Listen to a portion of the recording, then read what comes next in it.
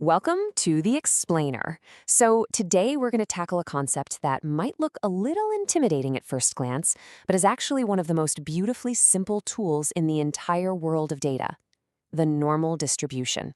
Or, as you probably know it, the bell curve. By the time we wrap up today, this curve isn't just going to make sense, it's going to become an incredibly intuitive way for you to look at the world around you. Here is our game plan for today. We'll meet the bell curve, dissect its anatomy, check out the 68, 95, 99.7 rule, calculate some normal probabilities, and finally look at the inverse normal function. All right, part 1. Meet the bell curve, finding order and chaos.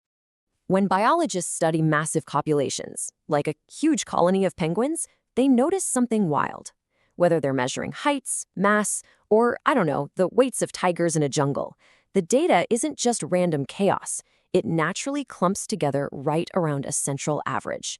You've got mostly average-sized penguins, right? A handful of really tiny ones, and a few absolute units. That natural clustering around a central value, that is exactly what the normal distribution models. Now, to really get this, we've got to understand that we are looking at a continuous random variable. This isn't chunky, discrete data. We're not just counting exactly how many heads you get in a coin flip. A continuous variable, like exact penguin height, can take on literally any value, infinitely many of them. Because it has that infinite precision, we actually look at the probability of values falling within a specific range. Oh, and here is the absolute golden rule you have to remember. The total area under this continuous curve always equals exactly 1. Let's look at this visual evolution. Imagine you start with blocky, chunky bar charts of adult male heights. Well, as our measurements get more precise and those groupings get smaller and smaller, the data just smooths out. Those clunky, discrete bars magically morph into the elegant, perfectly symmetrical bell-shaped curve. Moving on to part 2, anatomy of the curve, the DNA of the bell. So every normal distribution has its very own unique DNA. And it's made up of just 2 parameters: the population mean, which is the Greek letter mu, and the population variance, represented by sigma squared. Think of it like this. The mean is your dead center. The variance is how stretched out or squished the data is. You can shift the center left or right, or you can stretch the shape out, but as long as you play by the rules, it's always going to be a bell. Let's rapid fire the undeniable golden rules of this curve. Number 1, it is perfectly symmetrical right down the middle. Number 2, because of that perfect symmetry, your mean, median, and mode are literally the exact same number. Number 3, and we touched on this before, but it's absolutely crucial, the total area under the curve is exactly 1. Why? Because in stats, area is probability, period.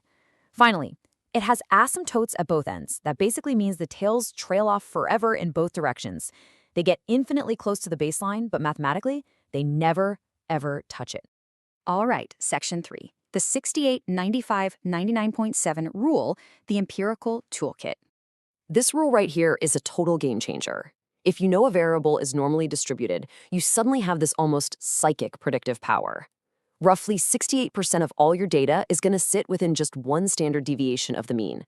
So step just a tiny bit to the left and a tiny bit to the right of your average, and boom, you've already scooped up the vast majority of your group. Now, what if we step out a little further? Go 2 standard deviations away from the center, and you capture a staggering 95% of the data. Think about what that actually means. Whether we're talking about the size of manufactured bolts rolling off an assembly line or the arm spans of middle schoolers, 95% of the whole population clusters right there in the middle. And to wrap up the rule, practically all of your data, 99.7% of it, lives within 3 standard deviations of the mean. Sure, extreme outliers are out there, hovering in those endless asymptotes we talked about, but this rule proves they are insanely, incredibly rare.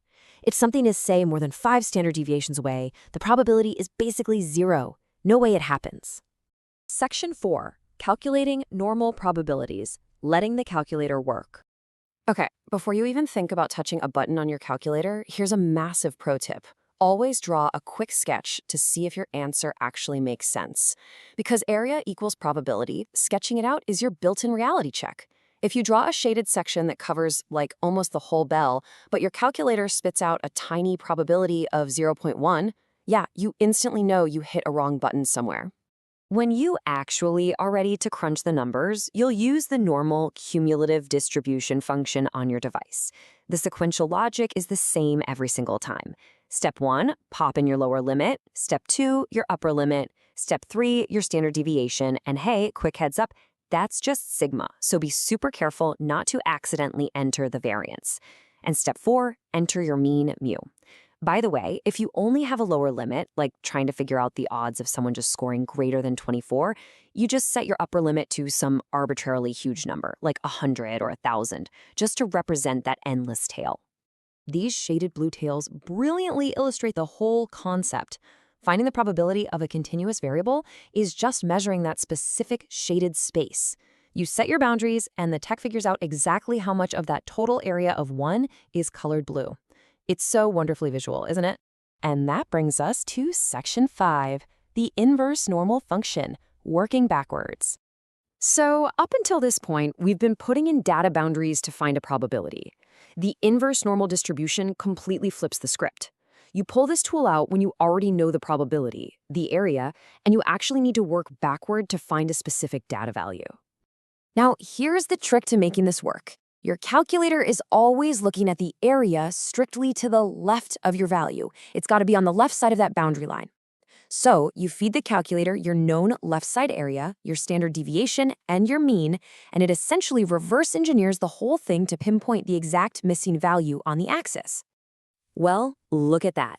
You've officially met the curve, dissected its DNA, mastered its rules, and even reverse engineered its math. The bell curve is genuinely like a lens that brings our chaotic world into sharp, beautiful focus. So, if the normal distribution dictates the shape of literally everything from penguins out in nature to manufactured plates, what hidden patterns are you going to decode next? Keep an eye out for the data around you, and I will catch you in the next explainer.